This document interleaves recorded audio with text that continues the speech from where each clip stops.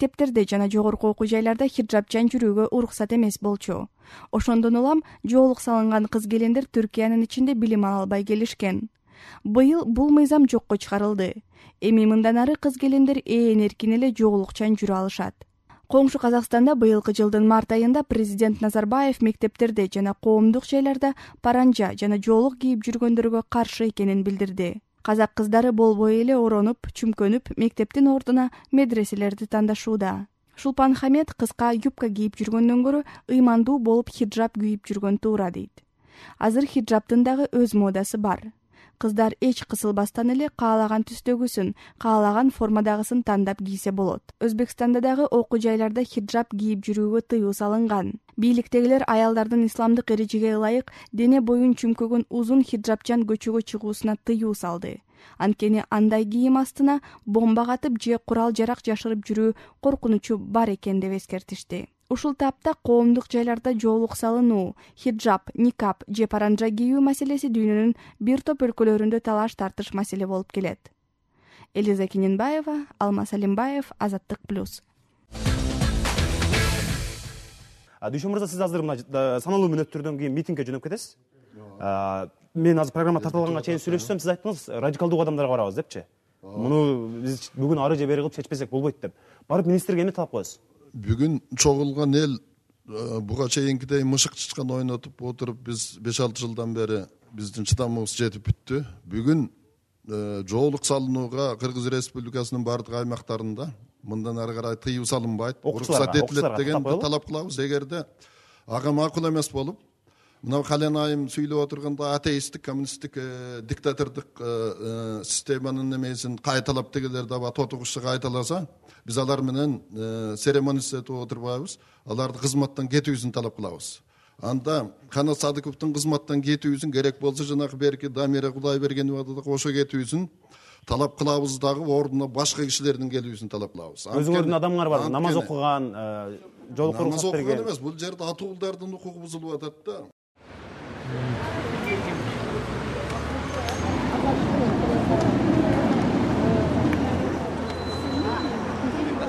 Урматтуу телекөрүүчүлөр, сиздер азыр студияда талкууну көрдүңүздөр. Биз сиздерге убада бергендей эле министр Канат Садыковдон жооп алганы бул жака келдик. Биз жана белгилеп өткөндөй эле бул жерде митинг болуп атат. Бир канча аялдар, ушул мусулман аялдардын укугун коргогон уюмдар отурат. Биз болсо азыр министр менен ушул мусулман аялдардын укугун коргогон өкүлдөрдүн жолугушууну көрсөтүп беребиз силерге.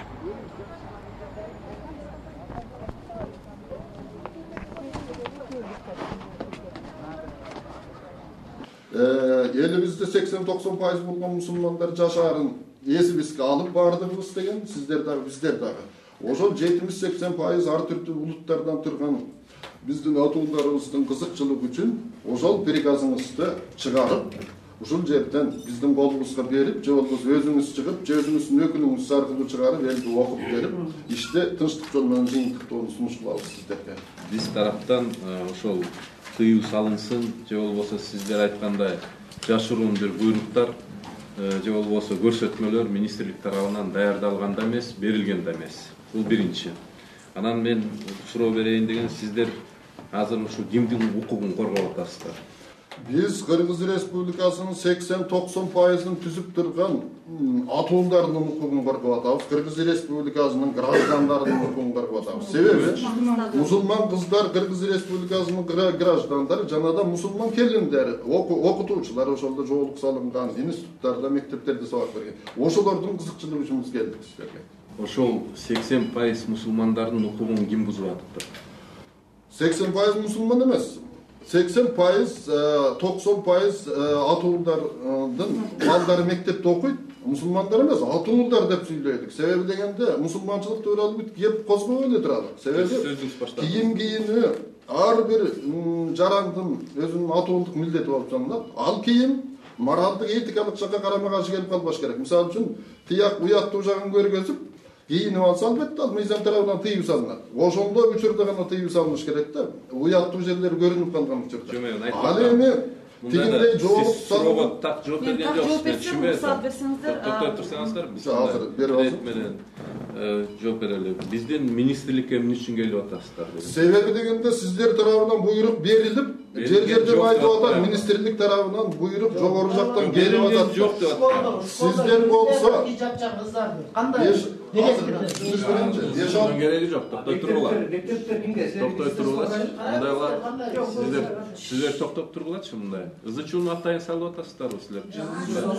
Ызычууну атайын. Мен могу китепти көргөзөйм. Могу китеп министрликтен чыккан. Мынабы жашоонун сергек мүнөзү деген бу дагы сиздердин китептен момундан чыгып, ошондо да жанын жеп таңгансыздар. Ошондо да сиз эмес, албетте башкалар болот. Жок, бул маселеге тиешеси жок. Жыныстык мүчөсүн көргөзүп тарткан ушуну да силер караманча жанталашып таанып атып аягында моюндарды алып сотко берип чыккан китеп айтсаңыз. 50 000 тираж алынган. Ошол жылы чыккан китеп айтсаңыз.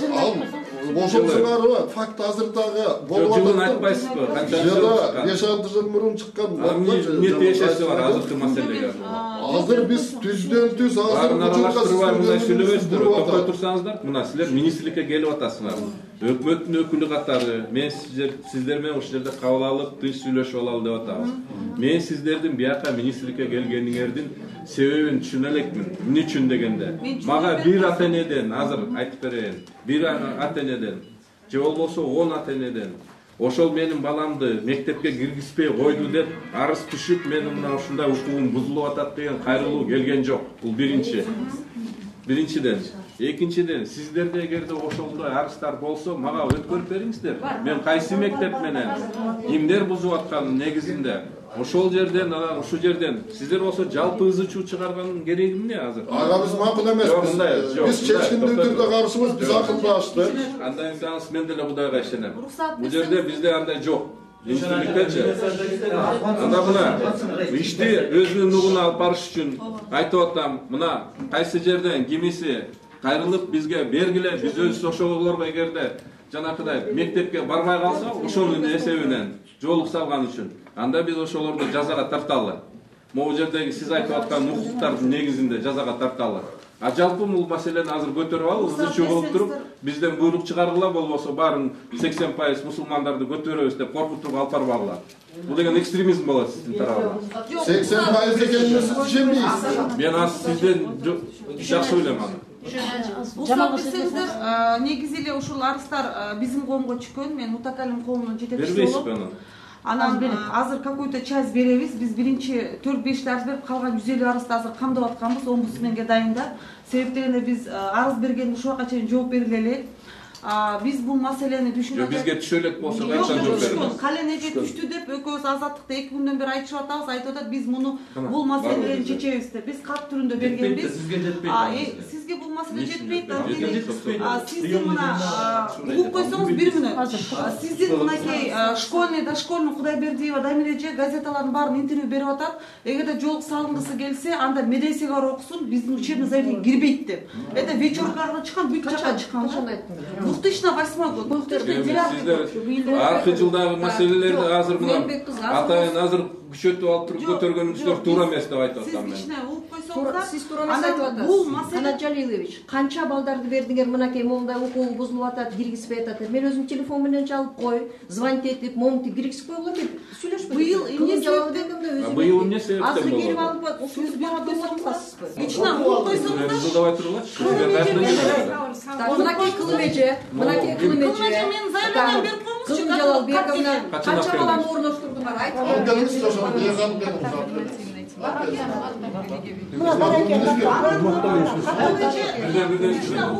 Мага мүмкүнчүлүк бергиле, могу арыздарды мен биринчи жолу 150 деп атасыз. Мына азыр бул жерде жатканы 15. Жок, мейли, алып келгиле. Биз аларды да алалы, комитеттин алдында бул маселени коелу, өзүбүздүн позициябызды дагы айталы. Коомчулук момундай маселени көтөрүп атат. Биздин укуктарыбызда жанакы жазылган мыйзамдарыбызда момундай кемчиликтер бар. А жерде тыюу салынбаса дагы, например, мага башка ата-энелер келип алып, мына мен Ош областында, Жалал Абад областында жолугушуулардан барып келдим. А жердеги келген кээ бир ата-энелер айтышат, могу кыргыздын улуттук кийими жагынан эле сакталып эле, эч кандай жоолугу жок, бирдей эле форма киргизип салбайсыңарбы? Мейли башка жерде жанакыдай үйүндө болобу, башка жерде болобу, жоолук салынып жүрө берсин, бирок мектепке киргенде ушундай бир форма болсун деген да талаптар болуп атат. Мен атайын чыгарып алып же аларды көкүтүп жасаган жерим жок да. Büyük salıngan emес. Печат болуш керек, печат число бүгүнкү болуш керек. Жол жакпыз. мындай азаттык